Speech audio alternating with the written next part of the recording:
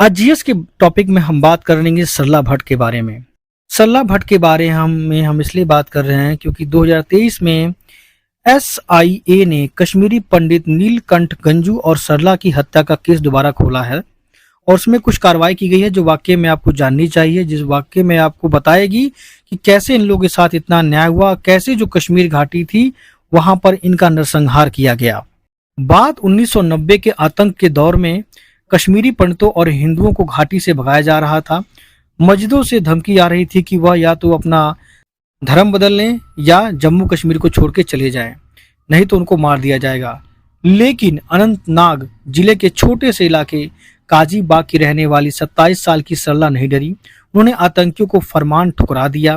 फिर 14 अप्रैल 1990 की रात जब सरला हॉस्पिटल में थी, कुछ आतंकी उन्हें उठाकर ले गए। सरला हॉस्पिटल इसलिए थी क्योंकि वह एक नर्स थी और वह अपना वहां पे काम कर रही थी, परंतु वो रात को आए और उनको उठाकर ले गए। 5 दिन तक गैंग रेप उनके साथ किया गया। फिर शव को श्रीनगर के लाल चौक के पास सड़क किनारे फेंक दिया गया और एकदम बर्बरता के साथ उसका बुरा व्यवहार करके फेंका गया। आतंकियों ने शव को जिस तरह से फेंका था उससे कश्मीर पंडितों की रूह कांप जाएगी। सरला के शरीर में अनगिनत छेद किए गए थे, कई कट लगाए गए थे उनके शरीर के ऊपर, मुंह में कपड़ा ठूसा गया था, हाथ पांव बांधे गए थे ताकि लोगों के अंदर एक दहशत पैदा हो और वह कश्मीर घाटी छोड़ के भाग जाए। और साथ साथ आतंकियों ने यह फरमान भी जारी किया था कि कोई भी सरला के अंतिम संस्कार में शामिल ना हो। और इस घटना को देखते हुए यानी लगभग 36 साल बाद 2023 में एसआईए ने इस केस को दोबारा खोला और इसमें छापेमारी की। दोस्तों, यह जो छापेमारी हुई है कुल मिला के 8 जगह हुई है। यह कार्रवाई जम्मू कश्मीर लिबरेशन फ्रंट के सरगना यासीन मलिक के घर पर हुई। यासीन मलिक टेरर फंडिंग मामले में 2022 से तिहाड़ जेल में सड़ रहा है, उम्र का अपना काट रहा है। घाटी में 1990 में जो घटनाएं घटी थी उस नरसंहार को देखते हुए यह दोस्तों छापेमारी की गई है। तो दोस्तों, इस वीडियो में हमने सरला भट्ट के बारे में जाना जो बहुत निर्भय थी और उन्होंने निडर होकर इस चीज का सामना किया। नहीं तो अक्सर ऐसे हालात में क्या होता है, खासकर जो लड़कियां होती हैं डर जाती हैं और जो कट्टरवादी करवाना चाहते हैं करवा लेते हैं, परंतु इन्होंने उसका डट के सामना किया। जो जाहिर सी बात है, स्वतंत्रता दिवस पर हमें ऐसी बहादुर और निडर देश की बेटी को याद करना चाहिए।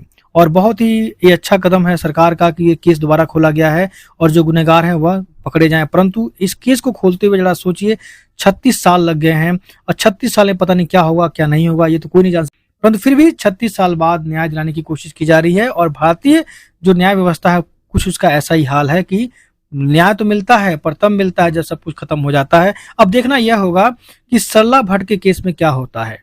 दोस्तों, साथ में हम ये भी बताते चलें, 2008 में बनी जम्मू कश्मीर पुलिस की रिपोर्ट में 1989 से लेकर अब तक 209 पंडितों की हत्या का जिक्र है।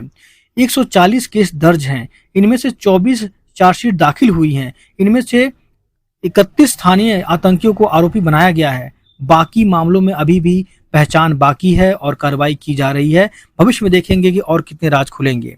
दोस्तों, पढ़ते रहिए डीवी एजुकेशन के साथ में। और ये था थोड़ा सा विषय जिसके बारे में आपको जानना जरूरी था, क्योंकि ऐसे जो पात्र होते हैं, ऐसी जो घटनाएं होती हैं, आपके देश में क्या चलना जानना बहुत जरूरी होता है करंट टॉपिक के मुद्दे से।